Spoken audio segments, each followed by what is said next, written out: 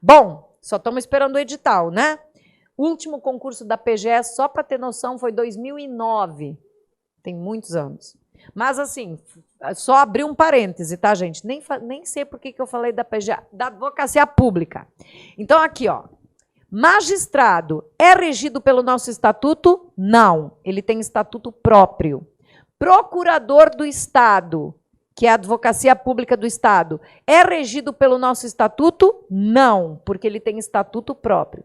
Servidor da PGE é regido por esse estatuto? Sim, porque PGE faz parte da administração direta. O servidor, sim. O procurador do Estado, não, porque ele tem o estatuto só dele, ele tem o estatuto próprio, tá? Portanto, a letra E está o quê? Errada. E eu confirmei a letra A como meu gabarito, quarta questão. Determinado servidor público está respondendo a processo administrativo por ter supostamente se apropriado de dinheiro público.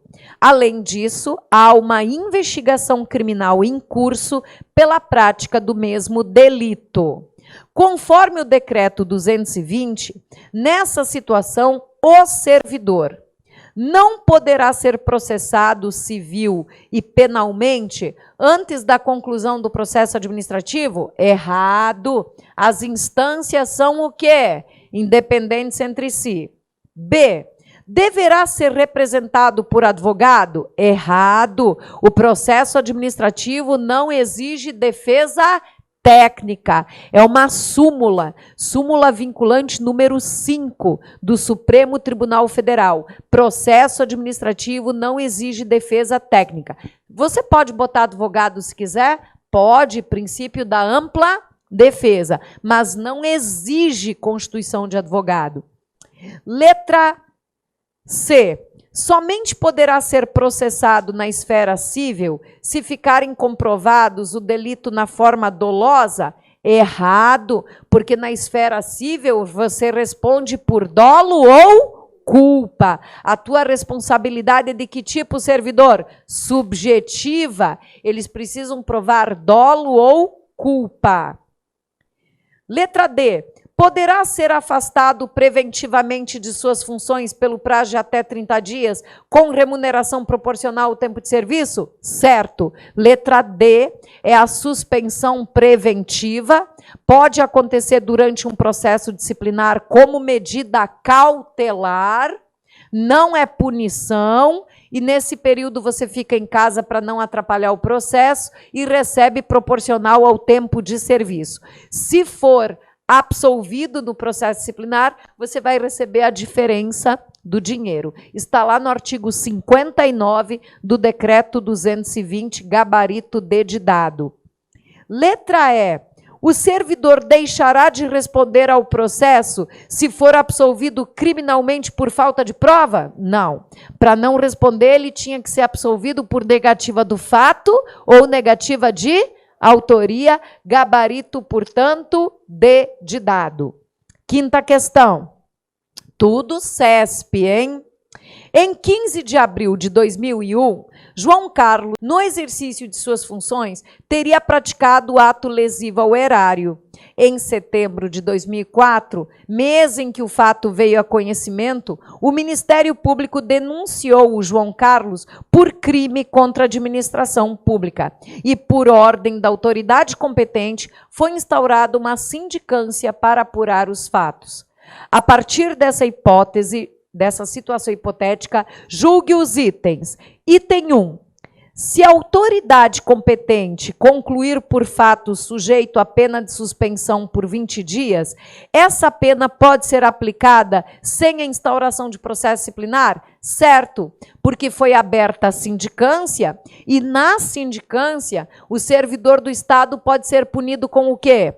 Advertência, repreensão e suspensão até 30 dias. Então, caberia uma suspensão de 20 dias na sindicância? Sim, não necessitando abrir processo disciplinar. Item 1 está certo.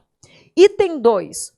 Concluindo pela instauração de processo disciplinar, o mesmo deverá ser instaurado mediante publicação de uma portaria? Certo. A portaria é o ato administrativo usado para aplicar a lei a caso concreto. Então, você usa uma portaria para instaurar sindicância e processo disciplinar. 3. Instaurado o processo disciplinar, a comissão responsável pela condução desse processo só pode deliberar com a presença da maioria absoluta de seus membros? O estatuto não fala nada disso. Então está errado para a gente. 4. Se a ação penal intentada pelo MP concluir pela absolvição do acusado por inexistência do fato criminoso atribuído ao réu, esta sentença criminal terá necessariamente efeito na instância administrativa? Isso aqui até eu fiquei na dúvida. Deixa eu ver. A 5. Ela pode ser uma casca de banana. A 5 é C. 3 corretas. Ah, então considerou ela certa. Só quis confirmar. Porque, gente, olha só. Aqui você foi absolvido por inexistência do fato. Ou seja, foi provado que o fato não aconteceu, não existiu. Então, foi absolvido por negativa do fato. Repercute na esfera administrativa? Repercute, como ele disse aqui, necessariamente. Então, o item é verdadeiro. Gabarito, portanto, C. 3 itens estão certos, o 1, o 2 e o 4. Sexta questão, a respeito da Lei 4.620, que dispõe sobre a unificação e a reestruturação dos quadros de pessoal e institui a carreira de serventuário do Poder Judiciário, julgue os itens. Item 1. É serventuário do Poder Judiciário todo titular de cargo efetivo, criado por lei e remunerado pelo cofre público estadual. Certo ou errado? Certo. Assim, ele continua, assim, o regime disciplinar do serventuário do Poder Judiciário não se estende ao servidor ocupante de cargo em comissão. Errado, se estende. É o artigo 3º da Lei 4.620. O que diz esse artigo? Quem é serventuário? Quem eu posso chamar de serventuário? Você, técnico, analista judiciário. Você que ocupa um cargo público efetivo no Poder Judiciário do Estado. Você eu chamo de serventuário. Quem tem só cargo em comissão no TJ, posso chamar de serventuário? Não. Quem eu devo chamar de serventuário? Bom dia, técnico judiciário serventuário. Bom dia, analista serventuário da Justiça, tá? Só o concursado do TJ é que eu posso chamar de serventuário. Aquela pessoa que não é concursada do TJ e que está lá num cargo comissionado apenas, o exclusivamente comissionado, não posso chamar de serventuário. Vou chamar de servidor, porque ele é um servidor comissionado, mas ele não é serventuário. Serventuário é só o concursado do TJ, ok? Mas esse serventuário, ele tem um regime disciplinar definido no estatuto. A pergunta é, esse regime disciplinar do serventuário aplica-se para o comissionado? Sim, aplica-se para o comissionado. E também para servidores de outros entes que foram cedidos para o Poder Judiciário. Está tudo no artigo 3º, portanto, o item 1 está errado, porque exclui o comissionado do regime disciplinar. É errado. Ele está incluído no regime disciplinar. Ele não é serventuário. Posso chamar o comissionado de serventuário? Não. Mas ele deve obedecer o regime disciplinar do serventuário. Tadinho, ele só tem as coisas... Mas ele tem coisas boas também, tá? 2. O desenvolvimento do serventuário na carreira do TJ ocorre por progressão funcional e promoção? Sim, porque o teu plano de carreira tem 3 classes. Quais são as classes? A, B e C, cada classe com 4 padrões. Quando tu sai de um padrão para o outro na mesma classe, por exemplo, a classe A. A classe A, ela é dividida em 4 padrões. 1, 2, 3, 4. Aonde você começa, técnico e analista? Na classe A, padrão 1. Depois tu passa para o A2, depois para o A3, depois para o A4. Quando você passa de um padrão, do A1 para o A2, do A2 para o A3, do A3 para o A4, o que você sofreu, serventuário? Uma progressão. Progressão é a passagem do númerozinho de um padrão para o outro dentro da mesma classe. Então, se tu passa de nível dentro da mesma classe, é a progressão. Agora, chega um momento que você vai chegar no último padrão da classe A. Qual é o último padrão da classe A? 4. A4. Agora você é um A4. Qual é o próximo passo na carreira? Virar um B5. O B começa no 5, 6, 7, 8, né? Então, quando você vira um B5, você sai do A4 e vira um B5, já não é uma progressão, é uma promoção, porque você saiu do último padrão da classe A e foi para o primeiro padrão da classe B. A troca de padrão com troca de classe é promoção. A troca de padrão dentro da mesma classe é progressão. E quanto tempo você tem que esperar para conseguir a progressão e a promoção? 2 anos em cada nível, tá? Então, tu é A1, daqui a quanto tempo tu vira 2? 2 anos. Tu é um A2, daqui a quanto tempo tu vira 3? Daqui a 2 anos. Tu virou um A3, daqui a quanto tempo tu vira A4? Daqui a 2 anos. Tu é um A4, quanto tempo esperar? Tem que esperar para virar B5? 2 anos. A progressão e a promoção exige tão somente a passagem do tempo de quanto tempo? 2 anos. Agora, se o número de servidores serventuários ativos do TJ superar a 12.900 funcionários, aí eles vão complicar a tua vida. O que é 2 vai passar para 3. Porque o tribunal atingiu um número muito elevado de funcionário ativo. Aí tem que dar uma aliviada na folha. Aí por isso que a progressão e a promoção passa de 3 em 3. E se o número de funcionários ativos superar que número? 13.150 serventuários, aí, meu amigo, o que era 3 passou para quanto? De 4 em 4. Mas a princípio, de quanto em quanto? 2. Mas se o número de funcionários superar a 12.000 e... Nossa, agora me deu branco. 12.900, aí vai ser de 3 em 3. E se superar ao número de 13.150, aí vai passar de 4 em 4. Tá? Tá lá no artigo 8º-A. Artigo 8º-A da 4.620. Vamos a mais uma aqui da 4.000. Item 3. Ao funcionário que se encontrar na direção de serventia, de juízo e juizado, é conferida a denominação funcional de escrivão? Não. Agora ele chama chefe da serventia. Artigo 5º da nossa Lei 4.620. Item 4. O exercício de função gratificada é permitido tanto para o serventuário ativo quanto para o aposentado? Errado. Função gratificada, segundo o artigo 10 da lei, é só para servidor o quê?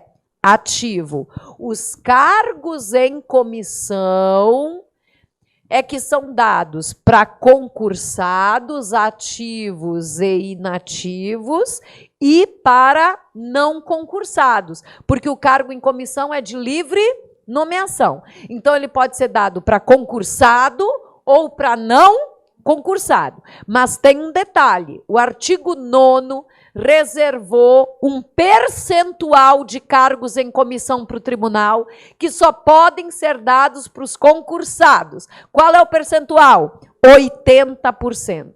Esse percentual era de 75%, esse ano mudou para 80%, então 80% dos cargos em comissão do TJ tem que ser dados para serventuários ativos ou inativos. Alcançou os aposentados. Mas só o cargo em comissão, hein? Função gratificada é só para o ativo, não vai para o inativo.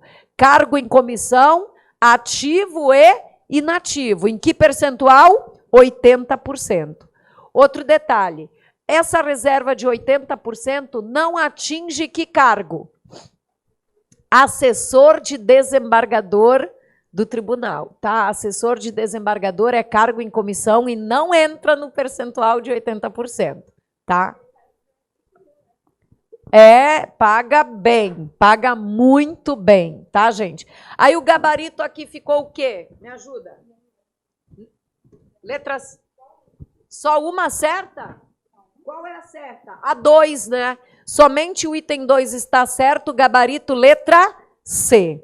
Eu vou fazer mais uma que está na mesma vibe. A 7. Com base na lei 4.620, julgue os itens. É CESP, hein? CESP, que cobrou em 2008, só modifiquei a questão. Item 1. O exercício de função gratificada é privativo de serventuário ativo do Poder Judiciário? Certo, artigo 10. Pelo menos 75% dos cargos de direção e chefia, o que é isso? Cargo em comissão, serão reservados para serventuários ativos? Errado. O percentual agora é 80% dos cargos de direção, chefia, assessoramento, é tanto para o ativo quanto para o serventuário inativo, tá? E não entra nesse percentual o assessor de desembargador. Item 2 errado. Item 3, em caso de concurso regionalizado, o TJ é regionalizado? É. Só pode haver remoção para outra região após 2 anos da nomeação? Certo. Você vai encontrar isso no artigo 6º. Só depois de 2 anos trabalhando numa região que você pode pedir remoção para outra região. 4. O TJ admite a progressão funcional por meio da passagem do servidor para o padrão de vencimento imediatamente superior dentro de uma mesma classe. Certo, é a progressão, é a passagem de um padrão para o outro dentro da mesma classe. Como chama? Progressão. E promoção é a passagem do servidor do último padrão de uma classe para o primeiro padrão da classe superior. Certo, artigo 8º, então a quantidade de itens certos é igual a 4, gabarito letra E. Só mais um detalhe, vou fechar por aqui. O restinho tá com gabarito, tá, gente? Façam em casa, porque a turma já vai entrar, tem que dar lugar para a próxima turma. E só um detalhe, a Lei 4.620 foi alterada recentemente e agora ela permite que você converta as tuas férias em pecúnia indenizatória. Você pode vender tuas férias. As férias do servidor podem ser convertidas em indenização e a licença-prêmio não fruída pode ser convertida em pecúnia indenizatória. E outra coisa, a data da revisão geral anual da tua remuneração, que era 1º de setembro, passou para 1º de maio. Essas são alterações recentes de dias antes do edital de retomada. Toma cuidado. Principalmente das férias e licença-prêmio, que pode ser convertida em pecúnia indenizatória. Incluiu o artigo 13b, 13c, dá uma olhadinha na 4.620. Fico por aqui. A vaga é de quem?